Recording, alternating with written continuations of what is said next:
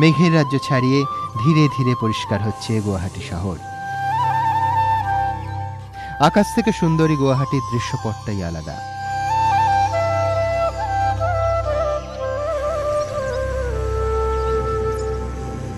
আমাদের বিমান যখন বৃষ্টি ভেজা রানওয়ে ছিল তখন ঘড়িতে 7টা গড়িয়ে গেছে।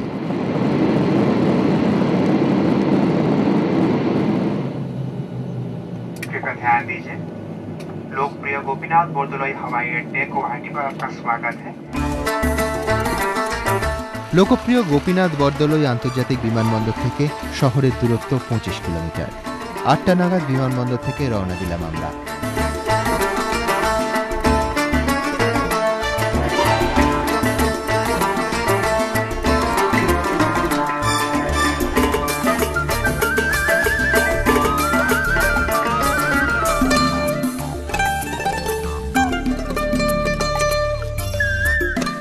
গোটা রাস্তা জুড়েই কড়া সতর্কতা, তবে তাতে অযথা হয়রানি নেই।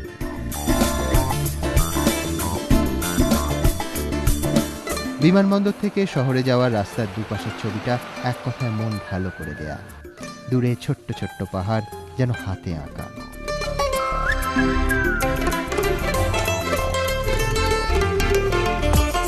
যেদিকেই চোখ যায় কুয়াশায় ঢাকা পাহাড়, মাঝে মাঝে রাস্তার পাশে জলাভূমিতে বাঁধা আছে নৌকা। জলের ওপর কে যেন আলপনা এঁকে দিয়েছে।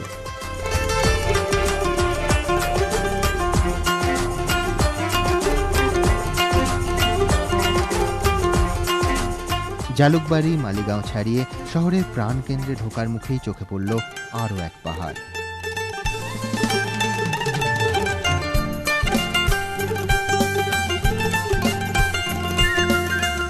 একেবারে শহরের মাঝখানেই দাঁড়িয়ে রয়েছে মাথা তুলে। আমাদের চালককে জিজ্ঞেস করতেই চমক ভাঙল, এর নামে নীলাচল পাহাড়, কামাখ্যা পাহাড় বলেই যার পরিচিতি।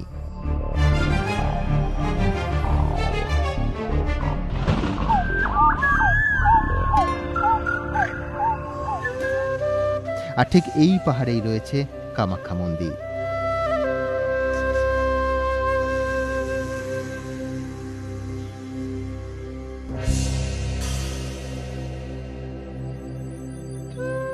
কত কিংবদন্তি, পুরাণ, তন্ত্র, ইতিহাস, লোকশ্রুতি জড়িয়ে রয়েছে এই মহাপীঠকে ঘিরে।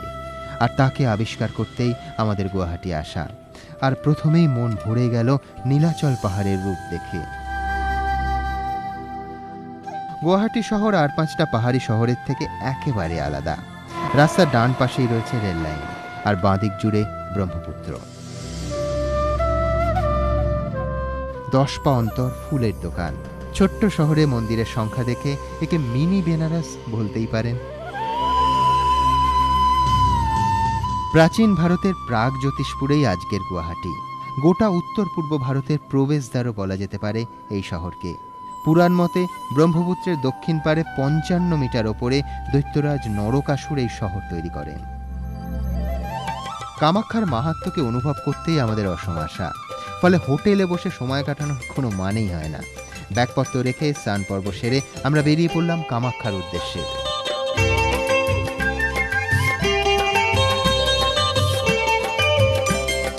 গুয়াহাটি শহর ছোট হলেও ভিড়ভাট্টার কোনো কমতি নেই।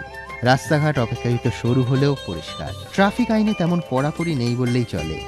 উজান বাজার, পানবাজার ছাড়িয়ে কামাখ্যা পাহাড়ের কাছাকাছি ছবিটা কিন্তু একেবারে পাল্টে যায়। চওড়া রাস্তা, গাড়ি ঘোড়ার সংখ্যাটাও কমে অর্ধেক। বৈচিত্র্য যেন পরতে পরতে জড়িয়ে রয়েছে এই শহরের সঙ্গে। মালিগাঁওয়ের কাছাকাছি এসেই হঠাৎ ডান দিকে বাঁক নিল আমাদের গাড়ি।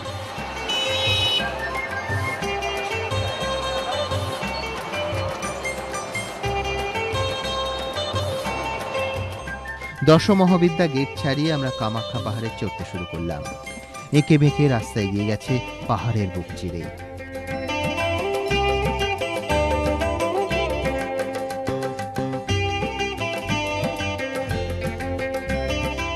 তীর্থযাত্রীদের সুবিধের জন্য রাস্তাঘাট ভীষণ সুন্দর।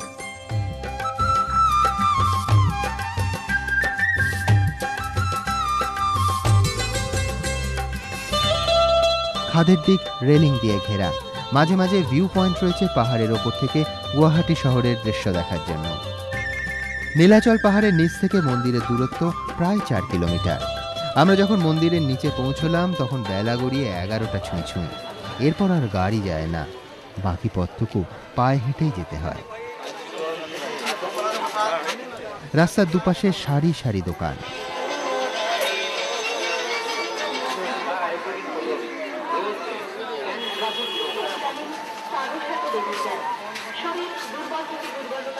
প্রাচীন পীঠ বলে রহস্য এখানে পরতে পরতে।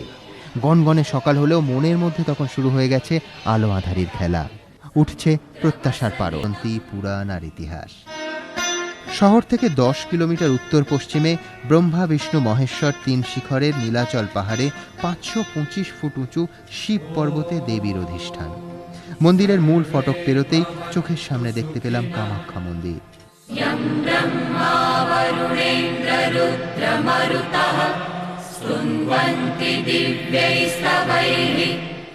মন্দির ডিম্বাকৃতি, শিখর খানিকটা মৌচাকের মতো দেখতে। 7টি চূড়া রয়েছে এই মন্দিরে।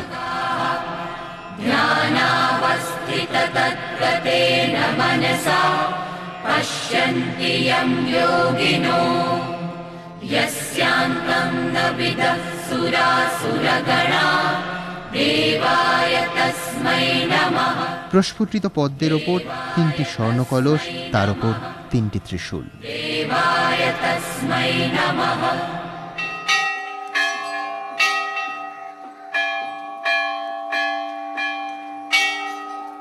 মহামুদ্রা দর্শনের জন্য সবার আগে আমরা পৌঁছে গেলাম মন্দির চত্বরের মধ্যেই সৌভাগ্য কুণ্ডে। কামাখ্যা মন্দিরের উত্তরে রয়েছে এই কুণ্ড। কিংবদন্তি বলে ইন্দ্রের নেতৃত্বে স্বয়ং দেবতারা এই কুণ্ড তৈরি করেছিলেন।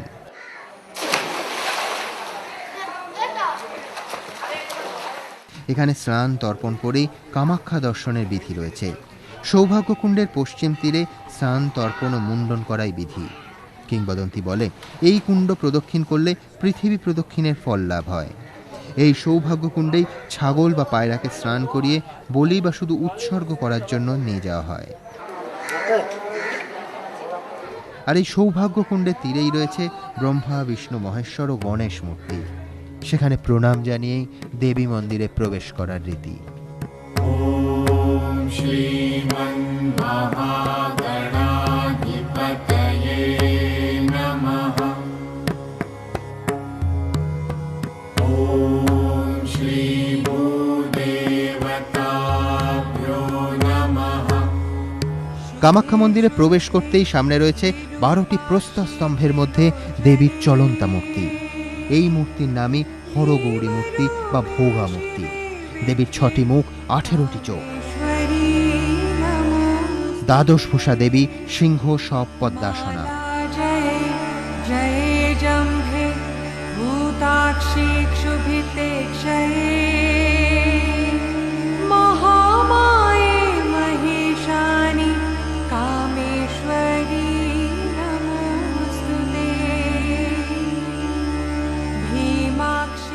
মূল মূর্তির আকার অত্যন্ত ছোট। পঞ্চরত্নের সিংহাসনের ওপর দেবীর অধিষ্ঠান। এখানে লাল পদ্ম ব্রহ্মার প্রতীক, সবরূপ মহাদেবের প্রতীক, আর সিংহরূপে রয়েছেন স্বয়ং বিষ্ণু।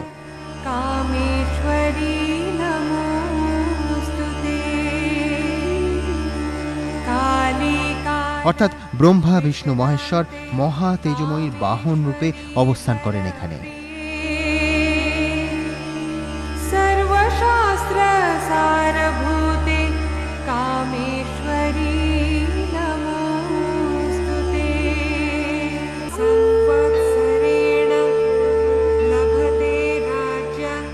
অম্বুবাচীর সময় দেবী ঋতুমতী হন। তখন দেবীকুণ্ডের জলের ধারা লাল রঙে বদলে যায়। এই সময় কামাখ্যাকে ঘিরে উৎসবে মেতে ওঠেন ভক্তরা। গোটা দেশ থেকে লাখো ভক্ত ভিড় জমান মন্দিরে। তবে অম্বুবাচী উৎসবের সময় 3 দিন মন্দির বন্ধ থাকে। অম্বুবাচীতে দেবীর রক্তবস্ত্রের মাহাত্ম্য অপরিসীম।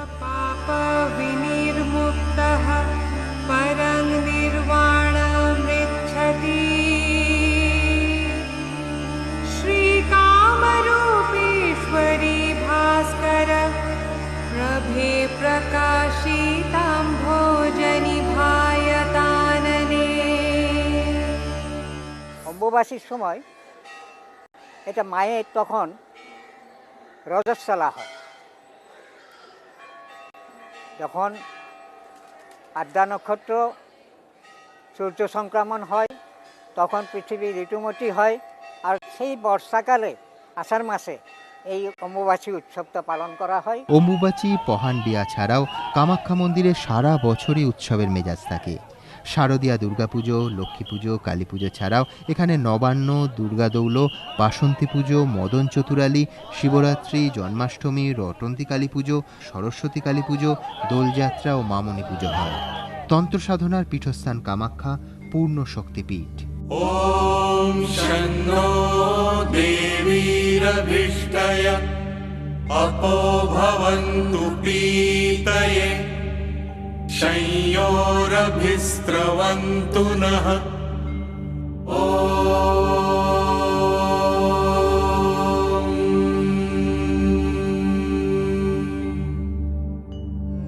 কালিকা পুরাণ, কুজিকাতন্ত্র, যোগিনীতন্ত্রে কামাখ্যার নানা কিংবদন্তি রয়েছে।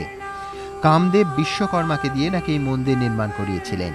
আবার নরকাসুরের সময় এই মন্দির তৈরি হয় বলেও অপর আরেকটি মত আছে। দেবী পাহাড়ের 4টি পথ, ব্যাঘ্রদ্বার, হনুমন্তদ্বার, স্বর্গদ্বার এবং সিংহদ্বার নরকাসুরের তৈরি বলেই প্রবাদ রয়েছে।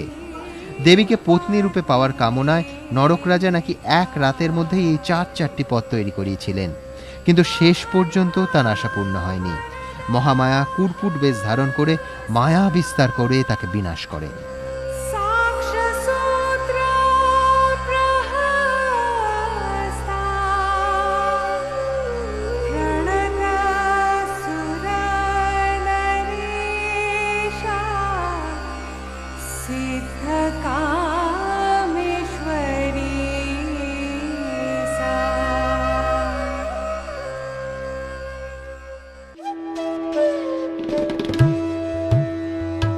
কামাখ্যা মন্দিরের স্থাপত্য দেখলে চোখ জুড়িয়ে যাবে।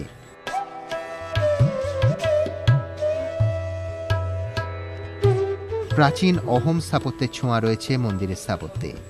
গোটা মন্দির চত্বর পাথর দিয়ে বাঁধানো। গর্ভমন্দিরের একেবারে সোজাসুজি রয়েছে বলির ঘর। বিভিন্ন রকমের হাঁড়ি কাঠ রয়েছে এখানে, তবে সবই অত্যন্ত পরিষ্কার পরিচ্ছন্ন।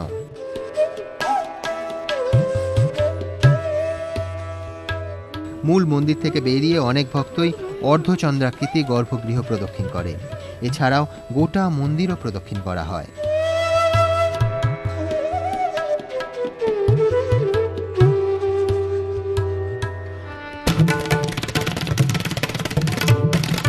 গর্ভমন্দিরের গায়ে হিন্দু পুরাণের নানা দেবদেবীর মূর্তির ভাস্কর্য রয়েছে। এখানে 24টি দেবমূর্তি এবং 30টি দেবী মূর্তি খোদিত আছে।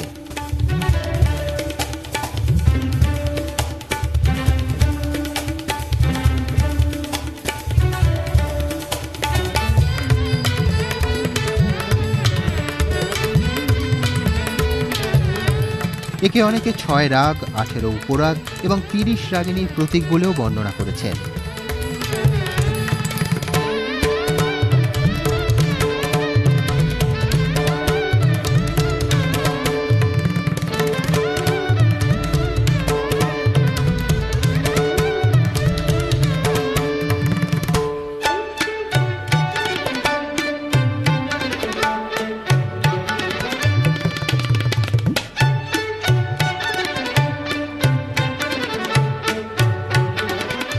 মন্দিরের গায়ে অনেক সময় হাজার হাজার পায়রা বসে থাকে।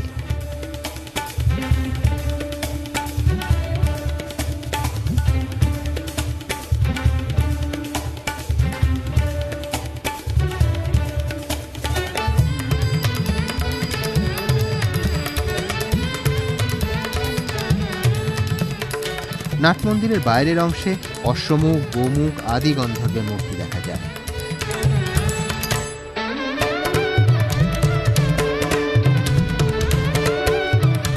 নাট মন্দিরের ফটকের বাইরে চতুর্ভুজ বিষ্ণুমূর্তি, দক্ষিণ দিকে অষ্টভুজা কালী অধিষ্ঠান করেন।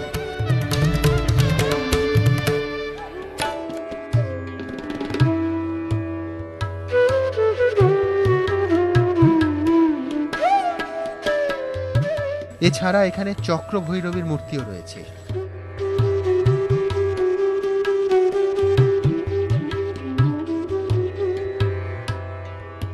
কামাখ্যায় মহামায়া কুমারী রূপে বিরাজিতা।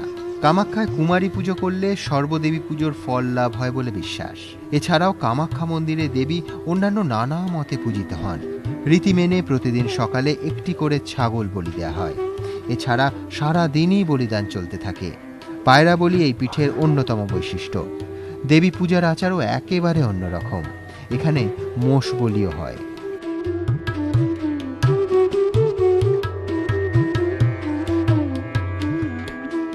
এখানে যেহেতু এটা মানে তন্ত্রোক্ত পীঠ, এখানে তন্ত্রসার দিয়ে পূজা হয়, এর জন্য এখানে বিশেষ বলিটা এখানে এখানে একটা কথাই আছে, অন্যত্র বিরলা দেবী কামরূপে গৃহে গৃহে।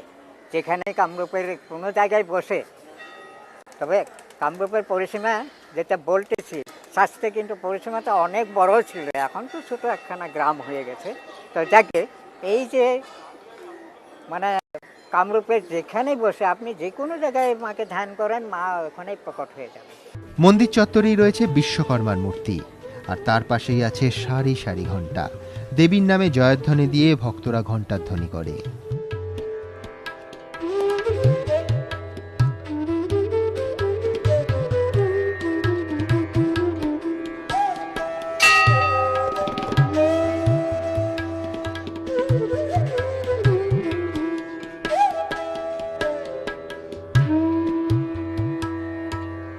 দেবী মন্দিরের পাশেই রয়েছে শীতলা মন্দির। এখানে নবজনী পীঠের অন্তর্গত আরও 7টি পীঠস্থান রয়েছে। নানা সংস্কার, ভয়, রোমাঞ্চ ও রহস্যে ঘেরা এই দেবী মন্দির।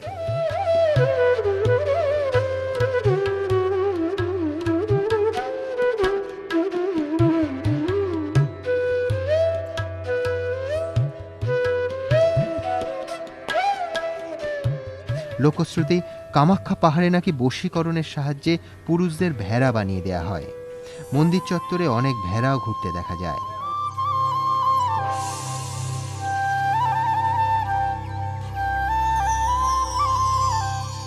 দেবী রুষ্ট হলে বংশলোপের আশঙ্কা রয়েছে। আবার ভক্তি ভরে পূজা নিবেদন করলে তিনি সর্বমনোবাঞ্ছা পূরণ করেন। বন্ধা নারী সন্তান লাভ করে দেবীর কৃপায়, এমনটাই বিশ্বাস।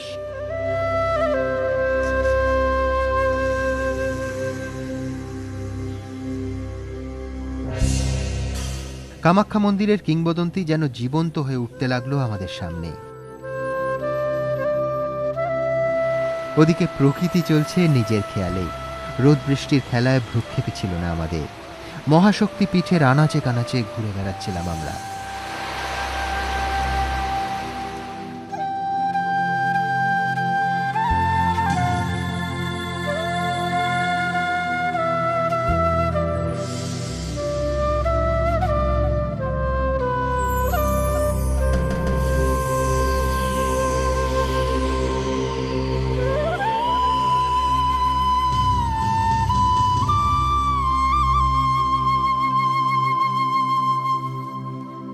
ভারতবর্ষের অন্যান্য পীঠস্থানে পাণ্ডাদের দৌরাত্ম্যের কথা সবারই জানা, কিন্তু বললে বিশ্বাস করবেন না, কামাখ্যায় পাণ্ডাদের কোনো চাহিদা নেই।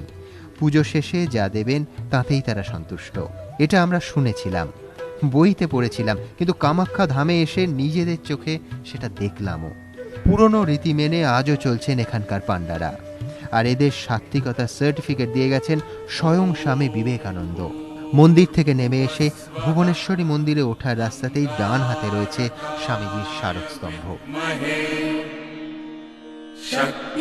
শক্তিহস্তায় ধীমহি তন্নো ভৌম প্রচোদয়াৎ।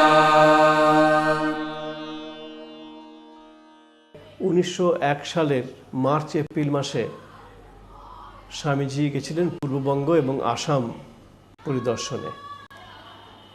আসামে গিয়ে কামাখ্যা মন্দিরে স্বামীজি কুমারী পূজা করেছিলেন, মানে দেবীকে কুমারী রূপে পূজা করেছিলেন। এটাও দুর্গা পূজার একটি আবশ্যিক অঙ্গ হয়ে গেছে, দেবীকে কুমারী রূপে পূজা করতে হয়। এর মূলে ওই কন্যাকুমারী বা কাত্যায়নী, যিনি মহিষাসুরকে বধ করেছিলেন, আসলে দেবী যে কুমারী ছিলেন, সেই কনসেপ্টটা এখানে কাজ করছে।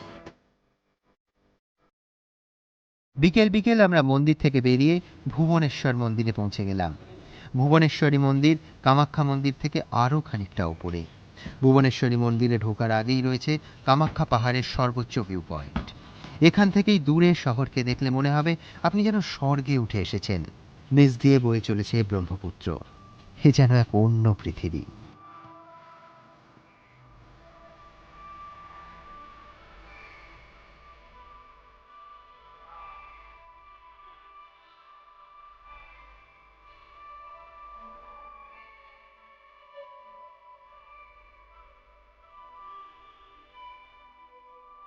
কামাখ্যা পাহাড়ের প্রতিটি ভিউ পয়েন্ট থেকেই উঁকি দিল আমাদের ক্যামেরা। কামাখ্যা মন্দিরের ঠিক নিচেই যে ভিউ পয়েন্ট রয়েছে সেখানে এসে মন ভরে গেল। এপার জুড়ে শুধুই শহর, তবে একেবারে অন্যরকম।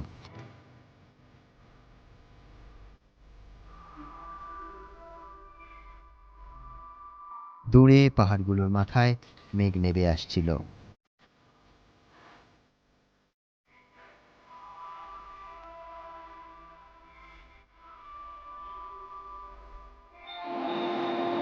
ওদিকে কু ঝিকঝিক শব্দে চমক ভাঙল আমাদের।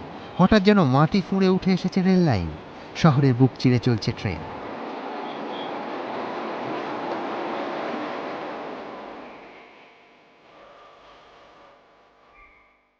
ডান দিকে তাকাতে আর এক স্বর্গীয় দৃশ্য। ব্রহ্মপুত্রে কে যেন তরল সোনা ঢেলে দিয়েছে। সরাইঘাট সেতুকে সাক্ষী রেখে জলের মধ্যেই ধীরে ধীরে মুখ লুকোচ্ছেন সূর্যদেব।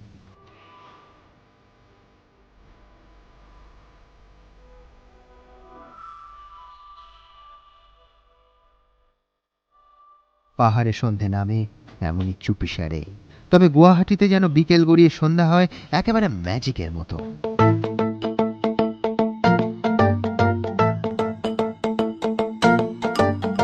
নিমেষে কেউ যেন হাজার প্রদীপ জ্বালিয়ে দিয়েছে শহর জুড়ে। আলোকমালায় সেজে উঠল সুন্দরী গুয়াহাটি।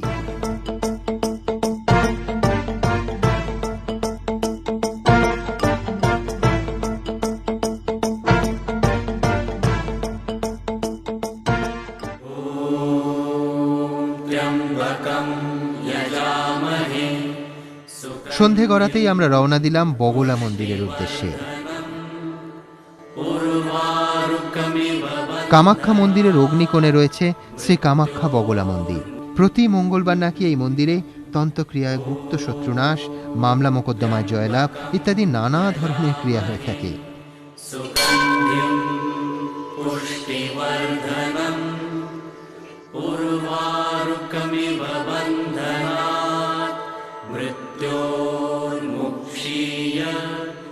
বগলা মন্দিরও একেবারে খাদের ধারে, রাস্তা থেকে অনেকটা নিচে, ধাপে ধাপে সিঁড়ি নেমে গেছে। জমাট বাঁধা অন্ধকার গোটা পরিবেশকে আরো রহস্যময় করে তুলেছে।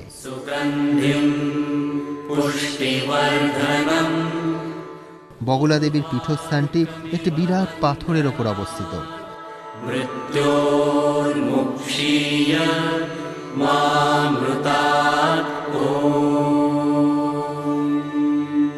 তবে বগলা পীঠের দর্শনের আগে শ্রী গণেশ দর্শনী রীতি।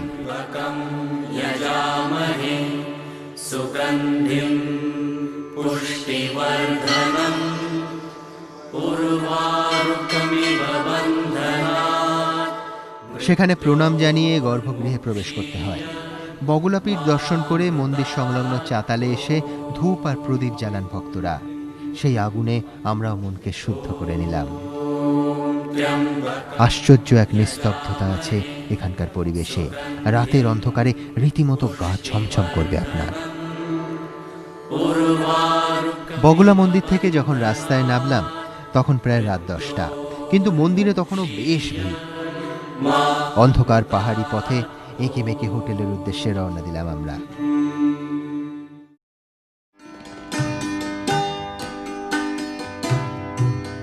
পরের দিন সকালবেলা ঘুম থেকে উঠে হোটেলের জানলা দিয়ে তাকাতেই অপূর্ব এক দৃশ্যে মন ভরে গেল।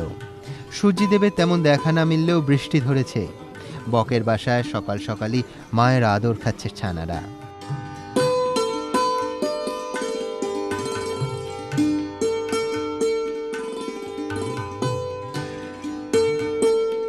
হোটেলের ছাদে উঠতেই নজরে এলো ব্রহ্মপুত্র।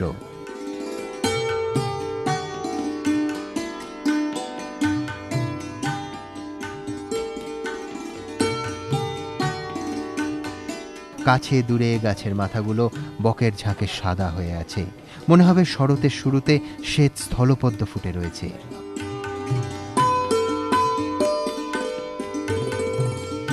হোটেলের ছাদ থেকে বেশিক্ষণ প্রকৃতির শোভা দেখতে পারলাম না। ঘড়ির কাঁটা যেন ছুটছে। চা খেয়ে আমরা বেরিয়ে পড়লাম বশিষ্ঠের উদ্দেশ্যে।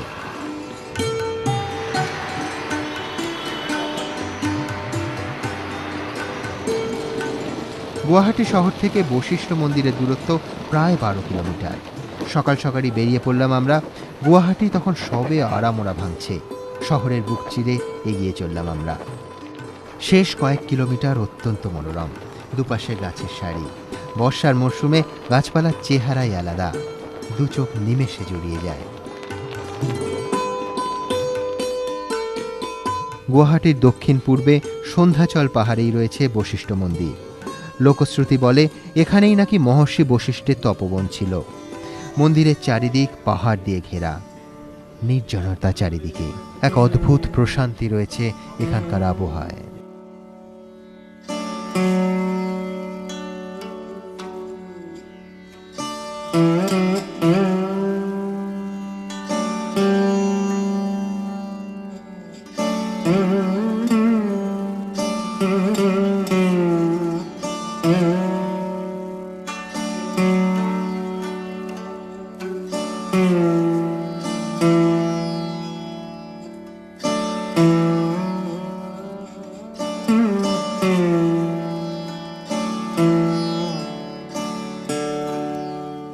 তিনটি পাহাড়ি ঝর্ণা, সন্ধ্যা, ললিতা আর কান্তার মিলিত ধারা বশিষ্ঠ গঙ্গা নামে মন্দিরের একেবারে পাশ দিয়ে বয়ে গেছে। কিংবদন্তি বলে ব্রহ্মার মানসপুত্র বশিষ্ঠদেব নিমি রাজার অভিশাপে দেহহীন হন। রাজর্ষি নিমিও বশিষ্ঠের শাপে দেহহীন হয়েছিলেন। তখন বশিষ্ঠদেব নিরুপায় হয়ে ব্রহ্মার শরণাপন্ন হন। তাঁরই উপদেশে বশিষ্ঠ এই নির্জন সন্ধ্যাচল পাহাড়ে বিষ্ণু তপস্যা শুরু করেন। তাঁর তপস্যায় সন্তুষ্ট হয়ে বিষ্ণু বরদান করেন, আর এই ত্রিধারায় স্নান করেই শাপমুক্ত হন তিনি।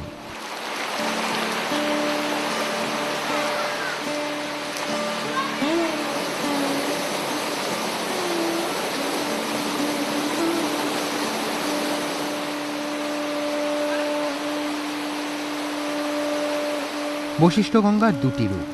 মন্দিরের আগে জলধারা একেবারে শান্ত।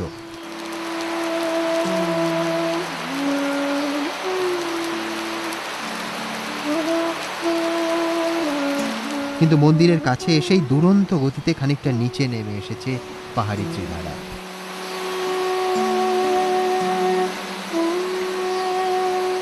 মন্দির চত্বর জুড়ে রয়েছে পাহাড়ি শোভা, যা আপনাকে পৌঁছে দেবে একেবারে অন্য এক জগতে। বশিষ্ঠ মন্দিরে ওঠার আগে বাঁ পাশ দিয়ে নেমে গেলেই বশিষ্ঠ গঙ্গার একেবারে শান্ত রূপ। এর ওপর একটা ছোট্ট ব্রিজ পেরিয়ে গেলেই ওপারে দেখবেন রয়েছে শিবের থান, আর সেখানে মানত করে সুতো বাঁধলেই নাকি সব মনস্কামনা পূর্ণ হয়।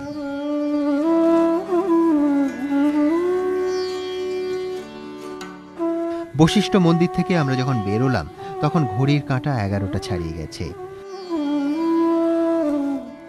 গুয়াহাটি শহরে এসে ঝটপট দুপুরের খাওয়া সেরে আমরা রওনা দিলাম হাজোর উদ্দেশ্যে।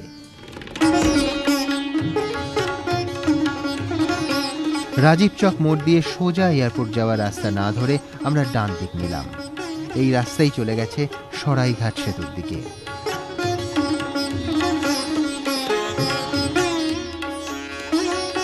ব্রহ্মপুত্রের ওপর এটাই প্রথম ডবল ডেকার ব্রিজ। ব্রিজের ওপর দিয়ে গাড়ি আর নিচ দিয়ে ট্রেন চলাচল করে। লম্বায় প্রায় 1.5 কিলোমিটার। এই সেতু তৈরি হওয়া শুরু হয় স্বাধীনতার ঠিক 11 বছর পর। 62তে সর্বসাধারণের জন্য খুলে দেওয়া হয় সরাইঘাট ব্রিজ। সরাইঘাটের দুপাশে ব্রহ্মপুত্র রূপও নজর কাড়বে আপনার।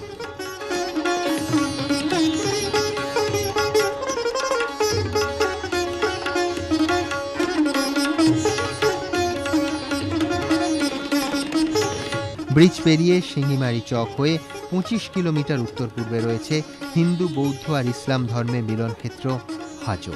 গৌহাটি থেকে হাজো যাওয়ার রাস্তার ধারের দৃশ্য আবার একেবারে অন্যরকম। ডান দিকে জোড়া পাহাড় আর বাঁ দিকে ব্রহ্মপুত্রর খাঁড়ি। কোথাও কোথাও জল একেবারে রাস্তার নিচ পর্যন্ত এসে ঠেকেছে। একের পর এক গ্রাম ছাড়িয়ে এগিয়ে চললাম আমরা। মার্কণ্ডেয় পুরাণ, কালিকা পুরাণ এবং বৈষ্ণব শাস্ত্রেও হাজোর উল্লেখ রয়েছে। এছাড়া পিতল, কাঁসা, তাঁতের জন্য হাজোর যথেষ্ট পরিচিতি রয়েছে। তবে ব্রহ্মপুত্রের উত্তর পারে প্রকৃতির কোলে 8 কিলোমিটার ব্যবধানে দুই পাহাড়ে 3 ধর্মের মিলনক্ষেত্রই হাজোর মূল আকর্ষণ।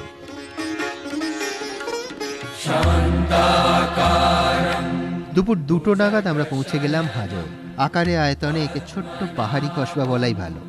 যদিও ভিড়ভাট্টার কোনো কমতি নেই, মোড়ে মোড়ে জটলা, কিন্তু ব্যস্ততার লেশ মাত্র নেই। এখানকার বাড়ি ঘরগুলোও একেবারে অন্যরকম। ছোট ছোট দোতলা বাড়ি, সাজানো গোছানো রাস্তা। মোগল সাম্রাজ্যের প্রাচীন এই ঘাঁটির হাল এখন তাদের বংশধরদের মতোই। ভিড় ঠেলে আমাদের গাড়ি পৌঁছে গেল হাজোর হয়গ্রীব মাধব মন্দির চত্বরে। 300 ফুট উঁচু মণিকূট পাহাড়ের চূড়ায় রয়েছে এই মন্দির। আনুমানিক 5ম বা 6ষ্ঠ শতকে তৈরি হয় হয়গ্রীব মাধব মন্দির। মন্দিরে যাওয়ার আগে আমরা মন্দির চত্বর সংলগ্ন সরোবরে পৌঁছলাম। সেখানে পৌঁছে হতবাক হয়ে গেলাম সবাই। পাড়ের সিঁড়িতে খেলা করছে বড় বড় কচ্ছপ, এমনকি মাছও।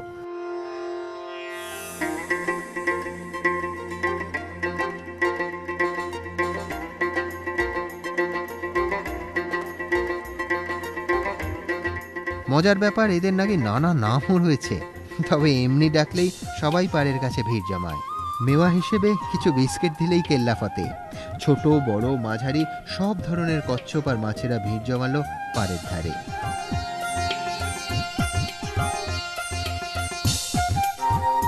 সরোবরের পাড়ের একেবারে সোজাসুজি রয়েছে মাধব মন্দিরের সিঁড়ি। 93টি সিঁড়ি পেরিয়ে ওপরে রয়েছে প্রাচীন এই দেবালয়।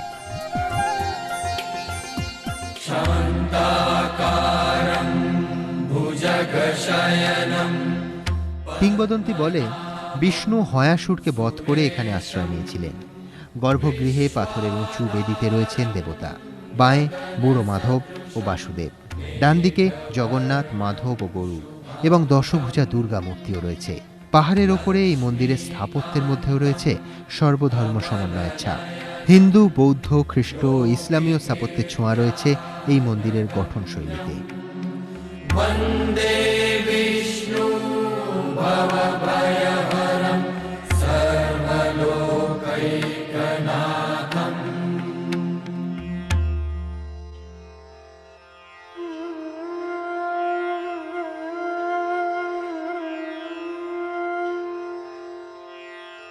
कायेन वाचा मनसेन्द्रियैर्वा बुद्ध्यात्मना वा प्रकृतैः स्वभावात् करोमि यद्यत् सकलं परस्मै नारायणायेति समर्पयामि। হয়গ্রীব মাধব মন্দির থেকে আমরা বেরিয়ে পড়লাম হাজোর অন্যতম আকর্ষণ পোয়া মক্কার উদ্দেশ্যে।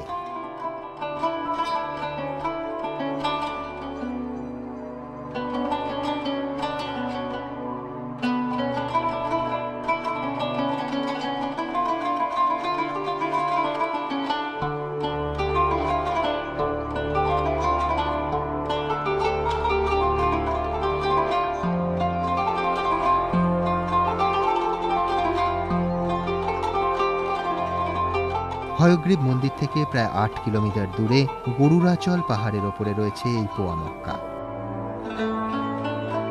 বিকেল 4টে নাগাদ পাহাড়ে চড়তে শুরু করলাম আমরা।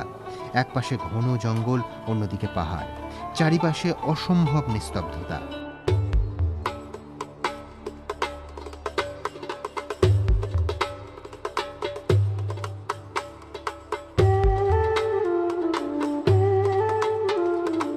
নির্জনতার বুক চিরে এগিয়ে চললাম আমরা।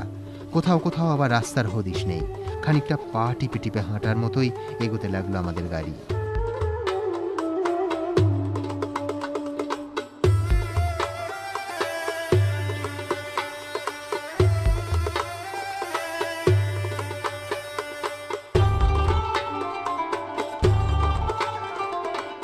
গরুরাচলে চূড়াতেই রয়েছে পোয়া মক্কা।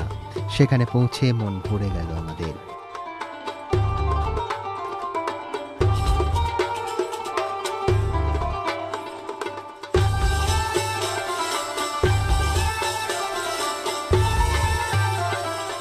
সামনে এক বিস্তৃত শূন্যতা, নিশ্চুপ নির্জনতায় পাহাড়ি শোভা এক স্বর্গীয় পরিবেশ সৃষ্টি করল।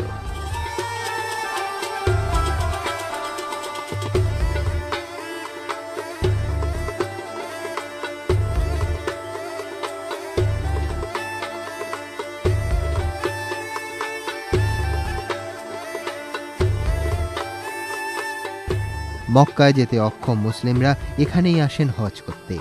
1227 খ্রিস্টাব্দে তাবরিজ থেকে এখানে আসেন গিয়াসউদ্দিন আউলিয়া। তার মাজারই এখানকার মূল আকর্ষণ।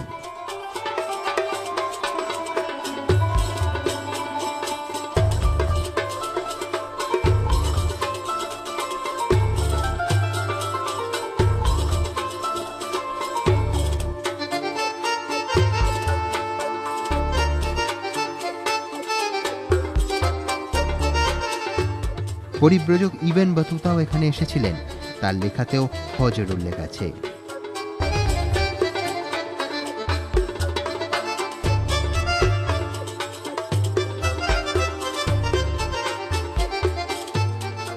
সম্রাট শাহজাহানের পুত্র সুজাউদ্দিন 1657 সালে এই মসজিদ পুনরায় নির্মাণ করেন। লোকশ্রুতি, মক্কা থেকে 1 পোয়া মাটি এনে এই মসজিদের ভিত গড়া হয়।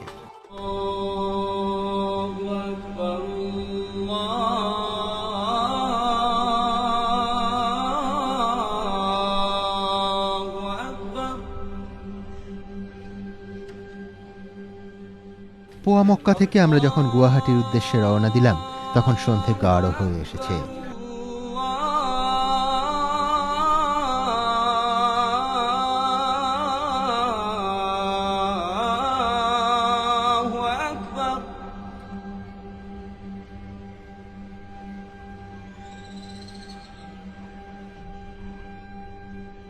أشهد أن لا إله إلا الله।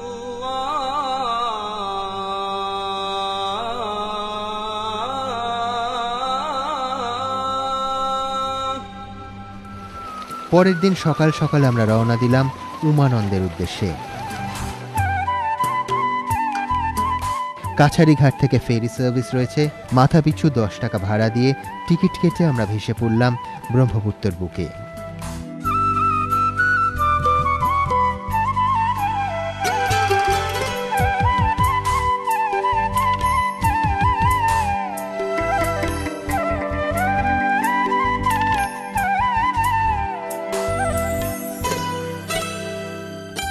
ব্রহ্মার পুত্র বলেই এই নদের নাম ব্রহ্মপুত্র। লোহিত সরোবর থেকে এর উৎপত্তি বলে এর অপর নাম লৌহিত্র।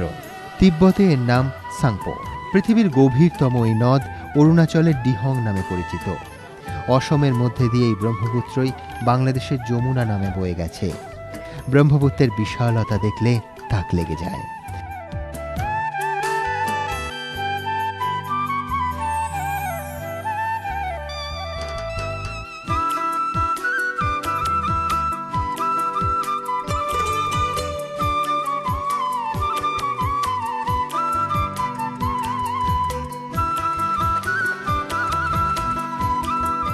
আড়াআড়িভাবে আমরা বয়ে চললাম উমানন্দের উদ্দেশ্যে।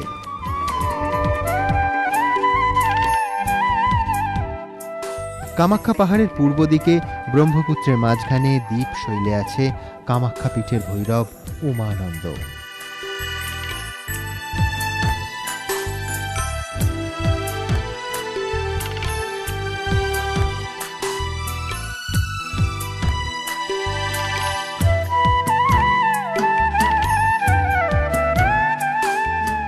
ব্রহ্মপুত্রের মাঝখানে অবস্থিত এই পাহাড়টিকে কালিকা পুরাণ এবং যোগিনীতন্ত্রে ভস্মাচল, ভস্মকূট এবং ভস্মচৈল নামে বর্ণনা করা হয়েছে।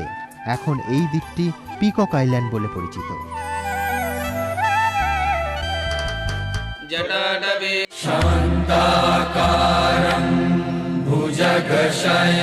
এখানে প্রণাম জানিয়ে উমানন্দ শিবের দর্শন করেন ভক্তরা।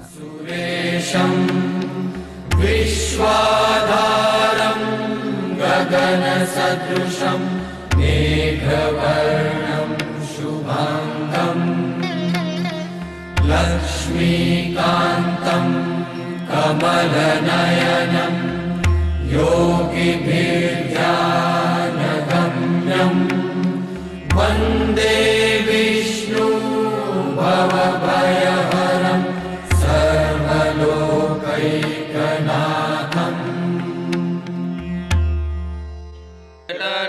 जलज्जलत्प्रवाहपावितस्थले गले बलं यलम्बितं भुजङ्गतुङ्गमालिका বিষ্ণু মন্দির পেরিয়ে খানিকটা নিচে রয়েছেন কামাখ্যা ভৈরব উমানন্দ। গর্ভগৃহে প্রবেশের আগে বাঁদিকের দেয়ালে রয়েছে রূপোর বৃষবাহন পঞ্চবক্ত দশভুজ উমানন্দের চলন্তা মূর্তি। धगद्धगद्धगज्ज्वलल्ललाटपट्टपावके किशोरचन्द्रशेखरे रतिः प्रतीक्षणं मम धराधरेन्द्रनन्दिनी विलासबन्धुबन्धुरस्फुरद्दिगन्धसन्तति प्रमोदमानमानसे कृपाकटाक्षधोरणी निरुद्धदुर्धरापदि क्वचित् दिगम्बरे मनो विनोदमेतु वस्तुनि। মন্দিরের গর্ভগৃহ বেশ খানিকটা নিচে। কনজ ব্রাহ্মণরাই বংশ পরম্পরায় পুজো করে আসছেন এই মন্দিরে। मदान्ध सिन्धुरस्फुरत्वगुत्तरीयमे दुरे मनो विनोदमद्भुतं बिभर्तु भूतभर्तरी। উমানন্দ মন্দির থেকে বেরিয়ে আমরা চলে এলাম দ্বীপের অন্য প্রান্তে।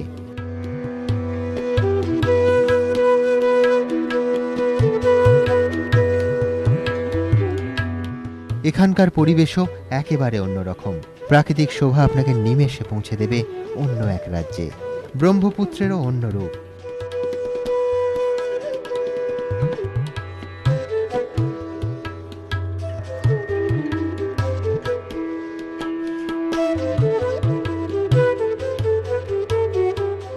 দূরে গুয়াহাটি শহর যেন হাতে আঁকা ছবি। সারাটা দিন আমরা ঘুরে বেড়ালাম উমানন্দের আনাচে কানাচে। দুচোখ ভরে দেখলাম ব্রহ্মপুত্রের বুকে জেগে রয়েছে দ্বীপের সারি।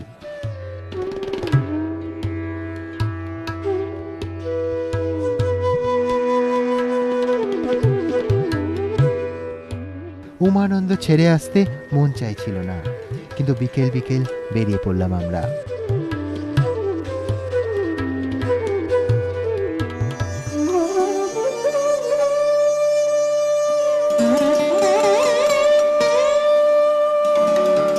কাছারি ঘাটে যখন পা দিলাম ঘড়িতে তখন 5টা বেজে গেছে। 6:45 নাগাদ আমরা রওনা দিলাম কামাখ্যার উদ্দেশ্যে। কামাখ্যায় এলাম আর সন্ধ্যা আরতি দেখব না, তা আবার হয় নাকি? কিন্তু পরন্ত বিকেলে ব্রহ্মপুত্রের শোভা দেখেও মন ভরে গেল। কোনো শিল্পী যেন দিনের শেষে তার রঙের প্যালেটটা উল্টে দিয়েছেন আকাশের ক্যানভাসে।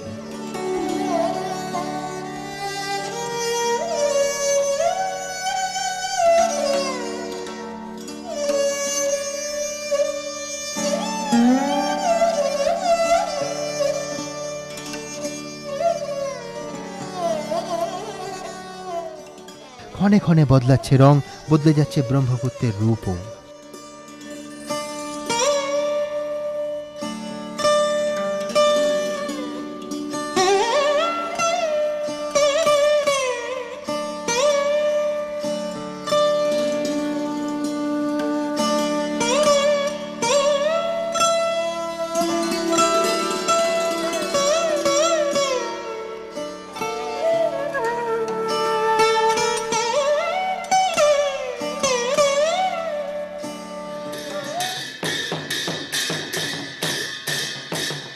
সন্ধেবেলা কামাখ্যা মন্দির যেন আরো সুন্দর।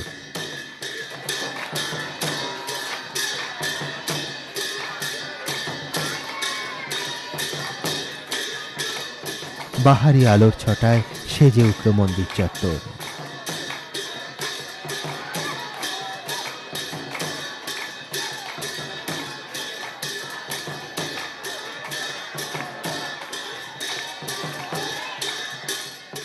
দিনের শেষে হাঁসের দলও জল থেকে উঠে এসে মন্দির চত্বরে খেলে বেড়ায় আপন মনে।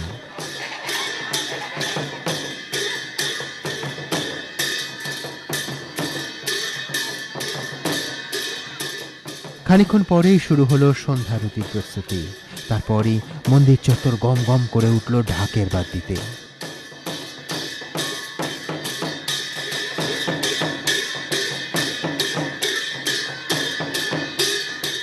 কিংবদন্তি, পুরাণ, তন্ত্র, লোকশ্রুতি সব যেন এসে মিশেছে এই কামাখ্যা মন্দিরে, আর তাকেই যেন নতুন করে আবিষ্কার করলাম আমরা, অনুভব করলাম অন্তরের গভীরে। সারা জীবনের মতো এই ছবি এঁকে নিলাম মানস পটে।